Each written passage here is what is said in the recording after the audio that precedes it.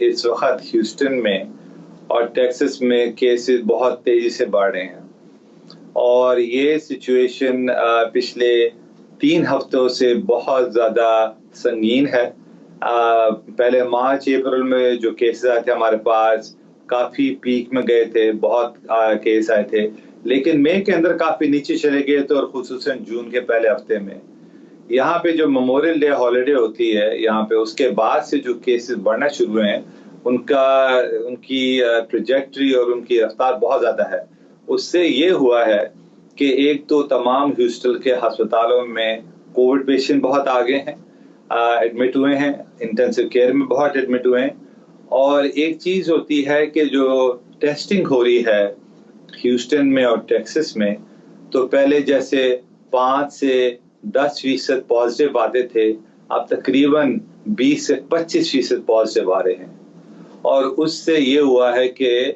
کچھ جو لوگ ہیں وہ بیمار زیادہ ہونے شروع ہو گئے ہیں، اور ان کا یہ ہوا کہ وہ ہسپتالوں میں ایڈمٹ ہو رہے ہیں اور ICUs میں ایڈمٹ ہو رہے ہیں۔ تو یہ بڑی سنگین سچویشن ہے اس وقت۔ یہ اطلاعات سامنے آ رہی تھی کہ کرونا وائرس کے لیے جو وسائل ہیں اس کی کمی کی وجہ سے بھی کیسز یا اموات جو ہیں وہ بڑھ رہی ہیں۔ جہاں پہ میں کام کرتا ہوں ہیوسٹن میتھوڈسٹ ہسپتال میں، ٹیکسس میڈیکل سینٹر دنیا کا سب سے بڑا کمپلیکس ہے، جس میں اتنے سارے ہسپتال، یونیورسٹی، ٹراما سینٹر ایک ساتھ جڑا ہے۔ تو ٹیکسس میڈیکل سینٹر میں اتنے مسئلے نہیں ہوئے، لیکن جو ہمارے سرکاری ہسپتال ہیں، جو اس کو کہتے ہیں کاؤنٹی ہاسپٹلز، وہ ان میں بہت زیادہ پیشنٹ آئے، تو ادھر بہت مسئلے ہو رہے ہیں۔ تو ہمیں یہ سچویشن پڑ گئی ہے کہ نہ صرف ہمیں اپنے پیشنٹ دیکھنے پڑے بلکہ ہم کاؤنٹی اور سرکاری ہسپتالوں کے پیشنٹ بھی لے کر اپنے پاس آ رہے ہیں۔ WHO نے یہ کہا ہے کہ ایک لاک ڈاؤن سے دوسرے لاک ڈاؤن میں جانا جو ہے وہ مسئلے کا حل نہیں ہے، اور ہیوسٹن میں یا ٹیکسس میں اوور آل حکام اب کہہ رہے ہیں کہ شٹ ڈاؤن دوبارہ لگایا جائے، وہ اس بات کی ضرورت پر زور دے رہے ہیں کہ شٹ ڈاؤن جو ہے ہونا چاہیے۔ تو آپ بحیثیت ڈاکٹر کیا کہیں گے؟ کیا لاک ڈاؤن دوبارہ ہونا اس مسئلے کا حل ہے؟ لاک ڈاؤن کا فائدہ بھی ہوتا ہے اور نقصان بھی ہوتا ہے۔ اب جیسے ہم نے پہلے حکومت نے لاک ڈاؤن کیا، اس کا فائدہ یہ ہوا کہ کیسز کم ہوئے، لیکن نقصان یہ ہوا کہ لوگوں نے اپنا بیہیویئر نہیں بدلا، اس سے سیکھا نہیں،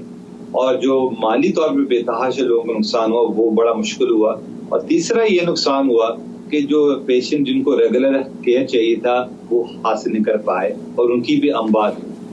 تو لاک ڈاؤن اگر لوگ بالکل بھی نہیں کریں گے اور کیسز بڑھتے رہیں گے جس رفتار سے، تو 1-2 ہفتے میں ان کو لاک ڈاؤن کرنا پڑ جائے گا، کیونکہ چوائس ختم ہو جائے گی۔ اس وقت ہمارے پاس چوائس ہے۔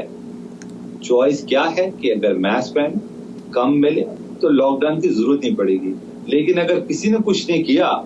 اور لوگوں نے کہا کہ جی ہم نے جو کچھ کرنا ہے وہ کرنا ہے، تو پھر حکومت کے پاس کوئی چارہ نہیں رہے گا کہ لاک ڈاؤن کرنا ہے۔ اس میں سب کا نقصان ہے، لیکن ایک حد تک حکومت نہیں برداشت کر سکتی۔